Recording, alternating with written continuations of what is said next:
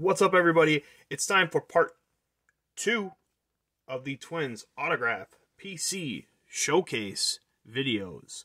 I really appreciate everybody who watched the first video, gave me notes and suggestions, critiques, criticisms, and I took every one of them to heart, and I am going to be implementing some of them. And as we go forward, hopefully by episode 4 or 5, I have everything perfected and figured out how I want to do it. And so, really, there is nothing left for me to say but to show you the next batch of cards.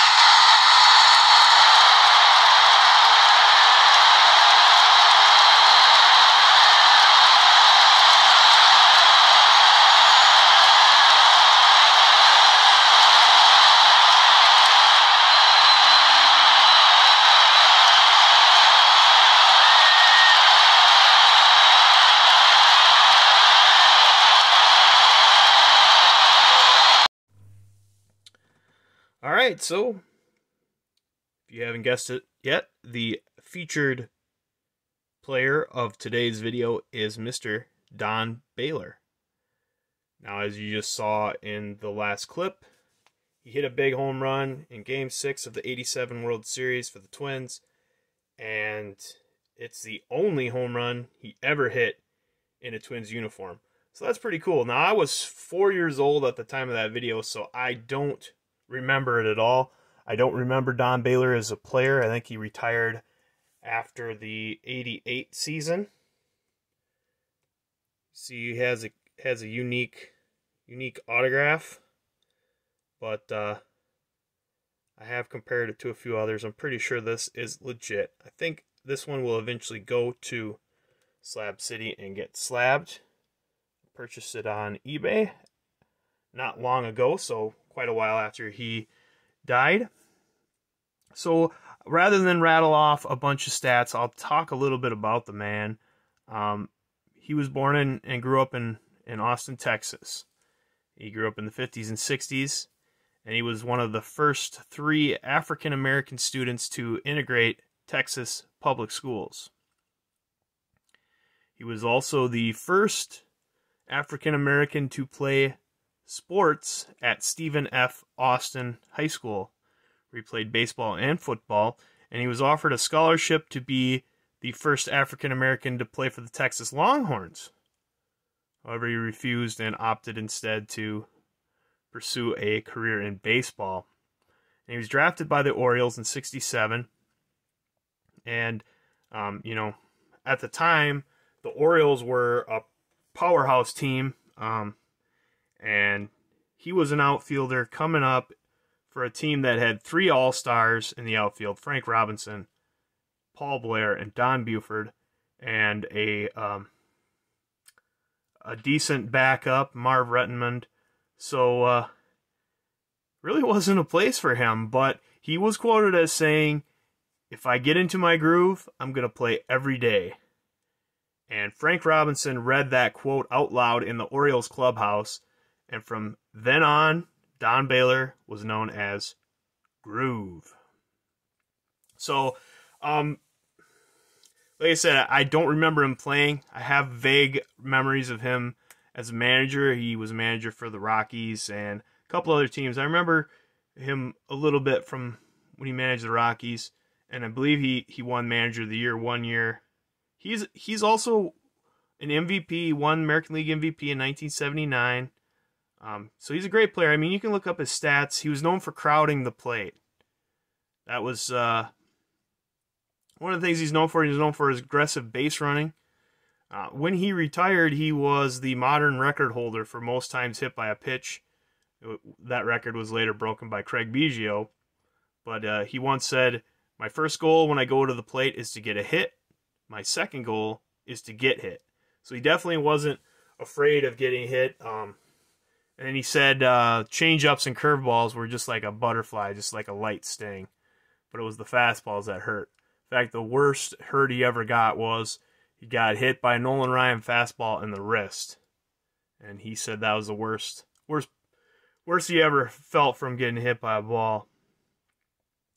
But Mr. Baylor, he was diagnosed with multiple myeloma, which is a cancer of the plasma cells, and that was back in 2003. At the time, I think he was a bench coach or a hitting coach for the Mets, but he had a 14-year battle with cancer and died from complications in 2017.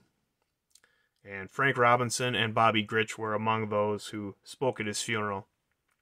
Now, I recently listened to Rod Carew's biography on audio book, and Mr. Carew was a teammate of him and spoke very highly of him and always referred to him as Groove when he talked about him in the book. And so I thought that was cool. I never knew that was his nickname, and it was kind of neat to find out the reasoning behind it. So that's Mr. Don Baylor. Like I said, keep on watching, keep on giving me any critiques or any remarks of things you would do differently, and hope you enjoyed this part of the Twins autograph showcase. Thanks, everybody.